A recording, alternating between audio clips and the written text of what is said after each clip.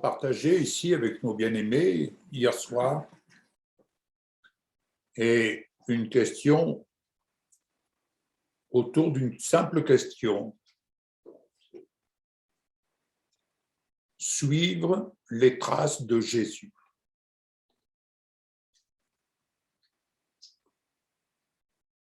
Est-ce qu'il vous arrive, est-ce qu'il nous arrive, et la question se pose à chacun d'entre nous, de nous arrêter un instant et de se poser la question: que ferait Jésus à ma place?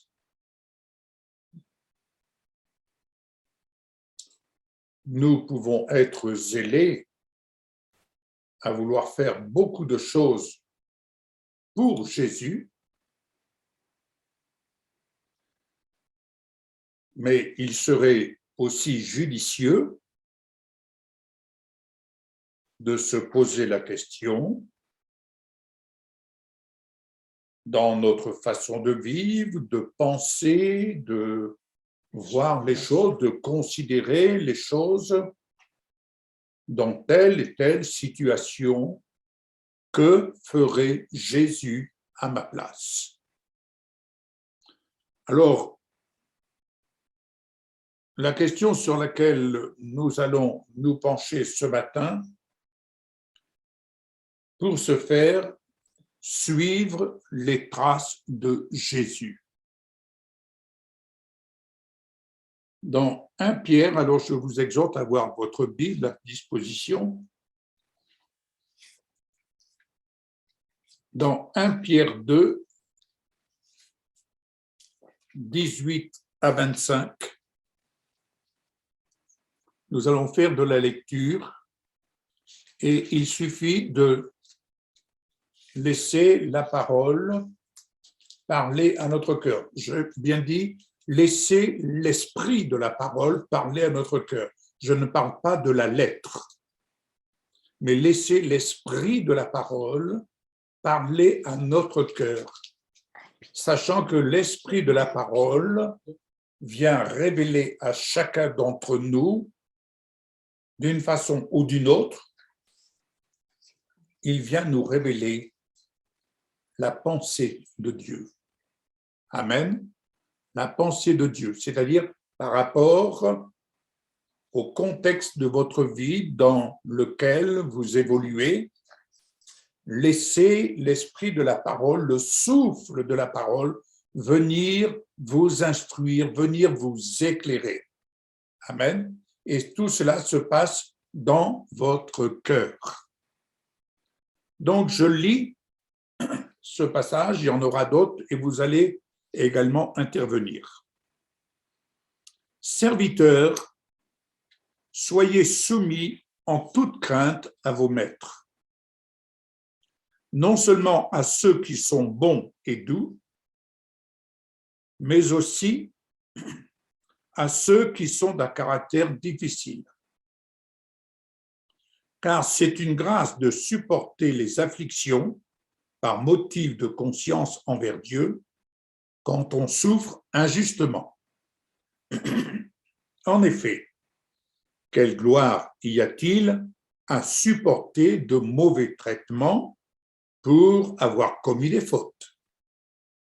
Mais si vous supportez la souffrance lorsque vous faites ce qui est bien, c'est une grâce devant Dieu. Et c'est à cela que vous avez été appelés, parce que Christ aussi a souffert pour vous, vous laissant un exemple, afin que vous suiviez ses traces. Vous laissant un exemple, afin que vous suiviez ses traces. Soulignez ce verset. Suivre les traces de Jésus. Et pour les suivre, ça implique un renoncement à soi-même. Lui qui n'a point commis de péché et dans la bouche duquel il ne s'est point trouvé de fraude. Lui qui injuriait ne rendait point d'injure, maltraité ne faisait point de menaces, mais s'en remettait à celui qui juge justement. Lui qui a porté lui-même nos péchés en son corps sur le bois, afin que, morts au péché, nous vivions pour la justice. Lui par les meurtrissures duquel vous avez été guéris. Car vous étiez comme des brebis errantes, mais maintenant, vous êtes retournés vers le berger et le gardien de vos âmes. Alléluia. Amen. Alors, je vais vous donner 2 références. Jean 10, versets 1 à 6 et Jean 12, versets 23 à 26. Que celui qui trouve en fasse la lecture. Je répète, Jean 10, versets 1 à 6 et Jean 12, versets 23 à 26. Alors, Jean 10. Tu parles assez fort, hein? D'accord. Jean 10, 1 à 6. Oui. Après cela, le Seigneur désigna encore 70 autres disciples et les envoya devant lui 2 par 2. Non, Jean 10. Pardon. 1 à 6.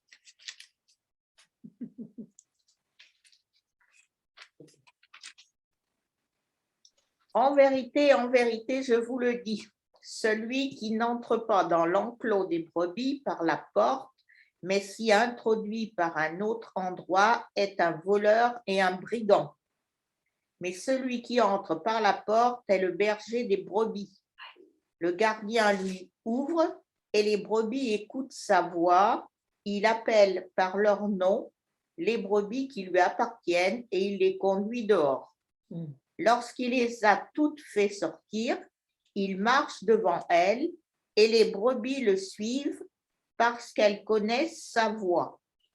Elles ne suivront pas un étranger, mais elles fuiront au contraire loin de lui parce qu'elles ne connaissent pas la voix des étrangers. Jésus leur dit cette parabole, mais ils ne comprirent pas de quoi il leur parlait. Et pourtant, il a fait entendre cette parabole. Alléluia.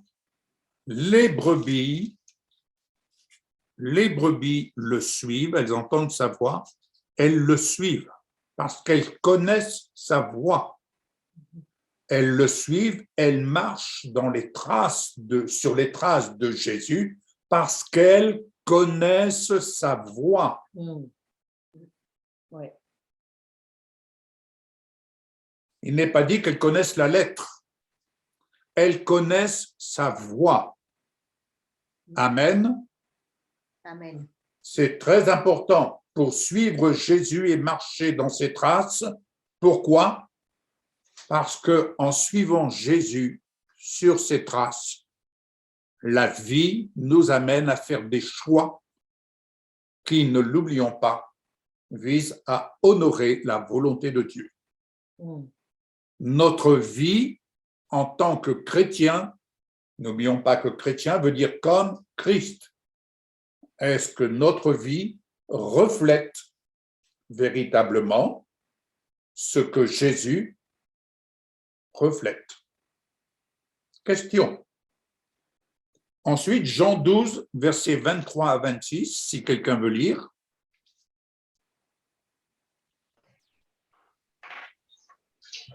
Jésus leur répondit, « L'heure est maintenant venue où le Fils de l'homme va être élevé à la gloire. Je vous le déclare, c'est la vérité.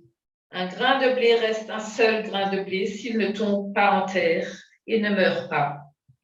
Mais s'il meurt, il produit beaucoup de grains.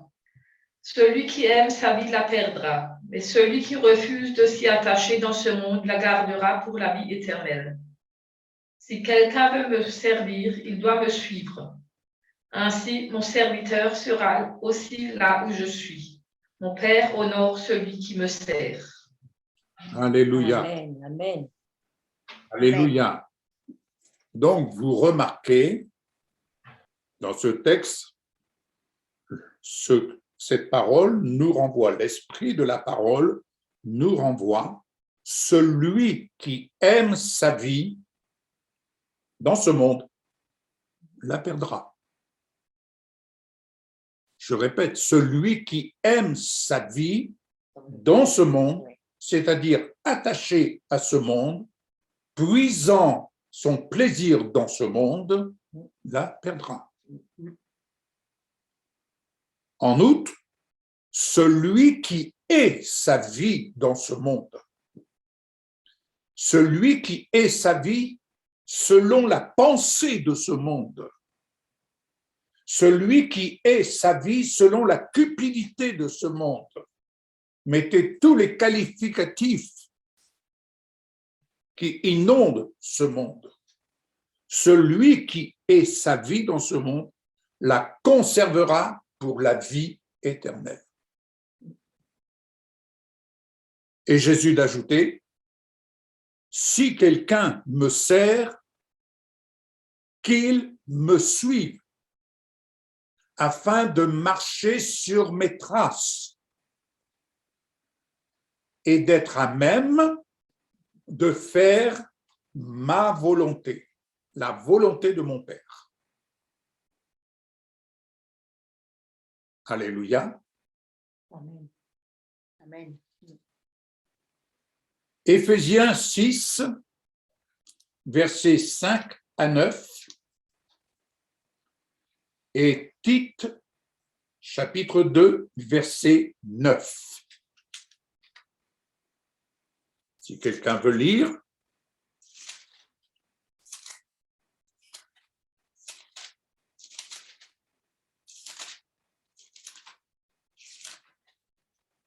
Éphésiens 6, versets 5 à 9.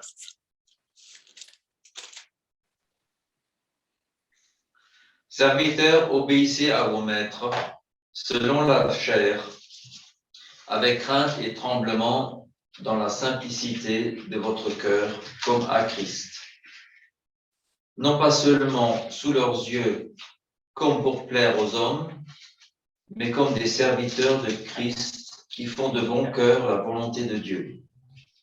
Servez-les avec empressement, comme servant le Seigneur et non des hommes, sachant que chacun, soit esclave, soit libre, recevra du Seigneur selon ce qu'il aura fait de bien. Et vous, maîtres, agissez de même à leur égard, abstenez-vous de menaces, sachant que leur maître et le vôtre est dans les cieux, et que devant lui, il n'y a point d'acception de personne. Alléluia.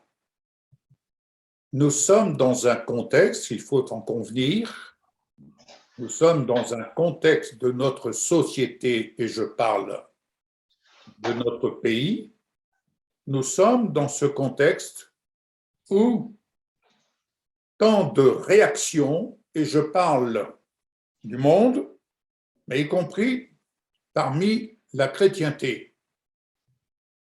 Et comme je l'écris dans un de mes propos sur votre édification du jour que vous recevez, le souffle de vie, lui, n'est pas contaminé. Mais le souffle des esprits dans ce monde vise à contaminer.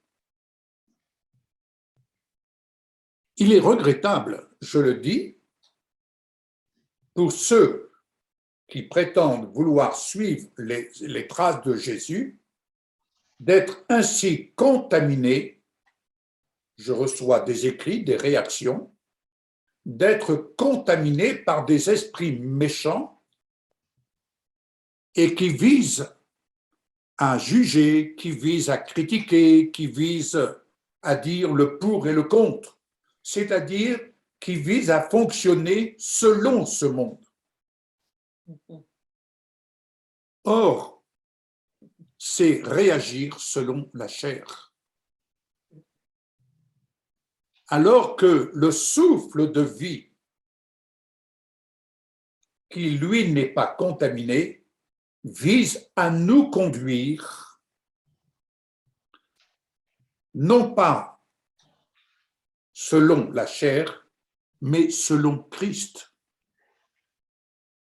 Quand il est dit que l'amour se refroidira, dès l'instant où l'esprit, notre esprit, est contaminé, croyez-vous que le souffle de vie qui nous habite ne soit pas attristé? Car nous ne marchons plus selon le caractère de Jésus, mais nous marchons selon le caractère de ce monde. Alors que, comme Samuel le disait dans sa prière, nous sommes censés être des ambassadeurs du royaume de Dieu sur terre. Notre foi, notre espérance repose sur le rocher qui est Christ. Alléluia. Et il nous est dit, servez avec empressement comme servant le Seigneur et non des hommes. Sachant que chacun recevra du Seigneur selon ce qu'il aura fait de bien. Ah non, il n'est pas dit selon ce qu'il aura fait du bien, mais selon ce qu'il fera de bien. Et la question, marchant sur les traces de Jésus, la question, que ferait Jésus à ma place?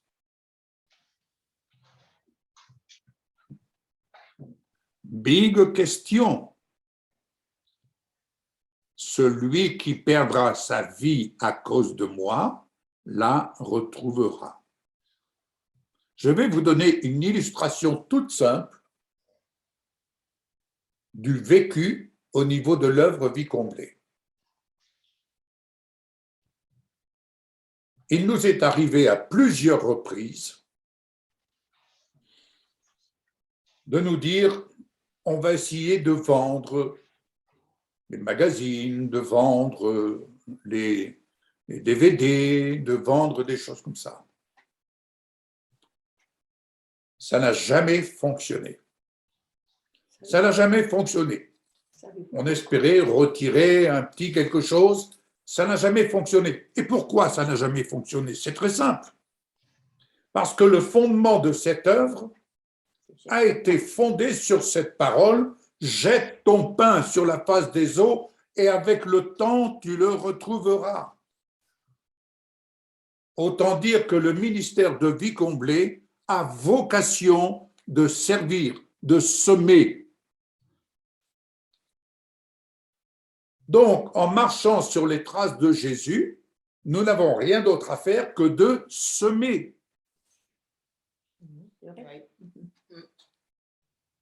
Et il fournit de la semence au semeur. Amen. Alors, allons plus loin. Tite 2, verset 9. Est-ce que quelqu'un l'a sous les yeux? Et ensuite, je vous invite 1 Pierre 3, à partir du verset 13 à 18. Exhorte les serviteurs à être soumis à leur maître, à leur plaire en toutes choses, à n'être point contredisant. Tu peux répéter, s'il te plaît, Oui. Christine? Tite 2, verset 9. Exhorte les serviteurs à être soumis à leur maître, à leur plaire en toutes choses, à n'être point contredisant. À n'être point contredisant. Alléluia. Combien d'expressions viennent contredire, il a dit ceci, ils veulent faire cela et autres. En fait, si vous aimez mieux, quand on se soumet au Seigneur, nous sommes là pour servir le Seigneur, c'est lui qui règle les choses. C'est lui qui règle les choses. Amen. Et nous sommes assurés qu'il conduit les choses au mieux, de telle sorte qu'en nous soumettant à l'Esprit de Dieu, au souffle de vie, soyons assurés, et je le dis avec assurance, nous sommes en capacité d'observer la façon de faire du Seigneur et la façon de faire du Seigneur. Et parfois, je veux employer un verbe, et pour l'ennemi, un trompe-l'œil. Est-ce que vous comprenez la pensée?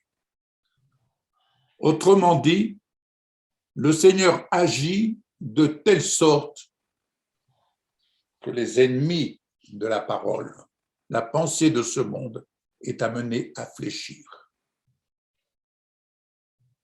Et le peuple de Dieu est appelé à marcher sur les traces de Jésus afin d'observer à partir d'en haut ce que l'Esprit de Dieu est en train d'accomplir. Et Dieu veut nous apprendre à voir, et à ne pas rester aveugle ni sourd.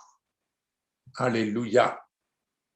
Dans la chair, nous avons toutes les raisons, et chacun d'entre nous, on peut avoir toutes les raisons pour réagir et dire « j'ai raison, ce n'est pas juste, je réagis ». Sur le plan de la pensée de ce monde, ça, soyez assurés que nous pouvons fonctionner comme le monde. Mais sur la pensée d'en haut, c'est tout à fait différent. Et c'est là que nous devons démontrer notre soumission à Dieu le Père. Car nous sommes appelés à faire la volonté du Père.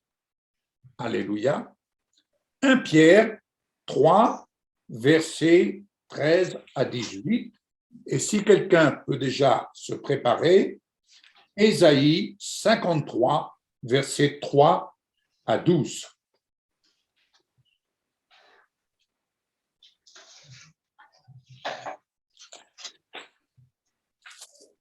Qui vous fera du mal si vous avez pour modèle ce qui est bien. D'ailleurs, même si vous deviez souffrir pour la justice, vous seriez heureux. N'ayez aucune crainte et ne soyez pas troublés, mais respectez dans votre cœur la sainteté de Dieu le Seigneur. Soyez toujours prêts à défendre l'espérance qui est en vous devant tous ceux qui vous en demandent raison. Mais faites-le avec douceur et respect, en gardant une bonne conscience, afin que là même où ils vous calomnient, comme si vous faisiez du mal, ceux qui critiquent votre bonne conduite en Christ soient couverts de honte. En effet, il vaut mieux souffrir, si telle est la volonté de Dieu, en faisant le bien qu'en faisant le mal. Alléluia.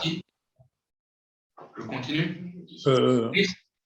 Verset 18, oui. Christ aussi a souffert, et ce, une fois pour toutes, pour les péchés. Lui, le juste, il a souffert pour des injustes afin de vous conduire à Dieu. Il a souffert une mort humaine, mais il a été rendu à la vie par l'Esprit. Alléluia. Amen. Est-ce que vous comprenez le sens du message? Ce n'est que une petite dose. Il y a d'autres choses qui viendront par la suite. Mais retenez bien,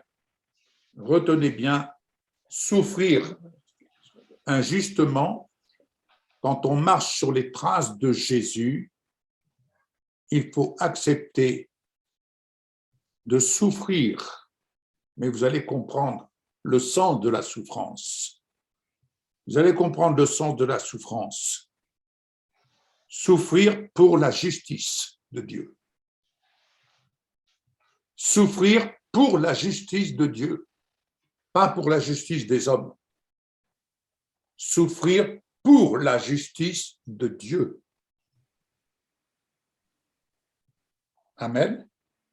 Amen. Ésaïe 53, versets 3 à 12. Et je clôturerai ensuite Matthieu 16, 24. Et la prochaine fois, nous irons plus loin. Donc, Ésaïe 53, versets 3 à 12. Suivent les traces de Jésus.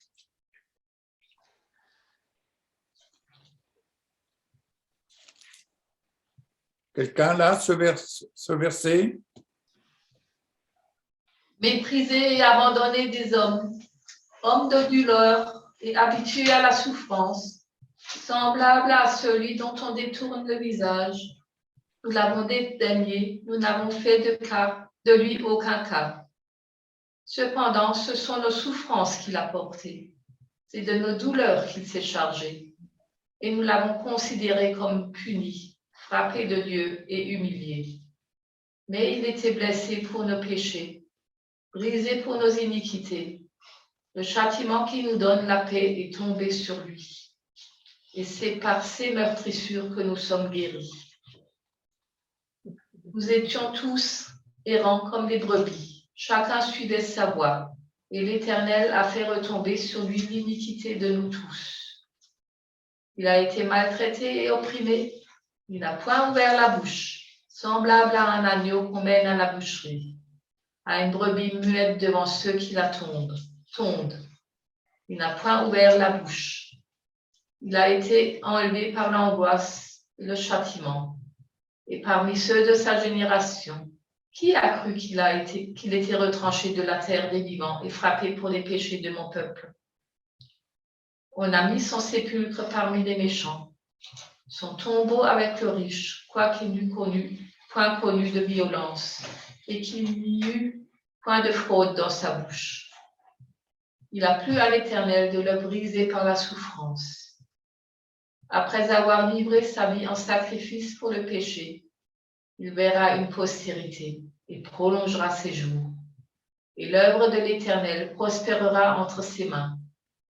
À cause du travail de son âme, il rassasiera ses regards. Par sa connaissance, mon serviteur juste justifiera beaucoup d'hommes, et il se chargera de leurs iniquités. C'est pourquoi je lui donnerai sa part avec les grands. Il partagera le butin avec les puissants, parce qu'il s'est livré lui-même à la mort, et qu'il a été mis au nombre des malfaiteurs, parce qu'il a porté les péchés de beaucoup d'hommes, et qu'il a intercédé pour les coupables. Amen. Amen. Il a bu la coupe. Alléluia. Et je conclus ici Matthieu 16 à partir du verset 24. Alors Jésus dit à ses disciples, « Si quelqu'un veut venir après moi, qu'il renonce à lui-même, qu'il se charge de sa croix et qu'il me suive. » Se charger de la croix, c'est se charger à relever les défis auxquels le disciple est confronté, où il est amené à faire des choix, à renoncer aux choses de ce monde. Ouais. Nous disons être réveillés avec le Messie. Nous faisons des prières pour le réveil de notre nation, de notre pays de France. Mais est-ce qu'on se pose la question, que ferait Jésus à ma place? Comment me conduirait-il actuellement? Comment il me conduirait? Qu'aimerait-il que je dise? Qu'aimerait-il que je fasse conformément à sa volonté? Qu'aimerait-il que j'apprenne à regarder, à voir comme lui voit?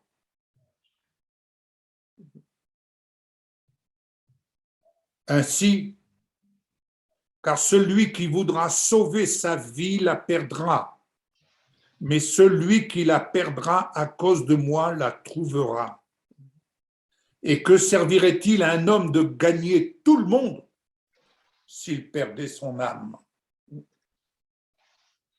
Car le Fils de l'homme doit venir dans la gloire de son Père avec ses anges, et alors il rendra à chacun selon ses œuvres. Je vous le dis en vérité, quelques-uns de ceux qui sont ici ne mourront point qu'ils n'aient vu le Fils de l'homme venir dans son règne. Bien-aimé, la question qui se pose ce matin à toi, veux-tu suivre les traces de Jésus? D'autres questions viendront par la suite. Que le Seigneur vous bénisse. Vous pourrez reméditer ce message lorsque vous le recevrez prochainement. Amen.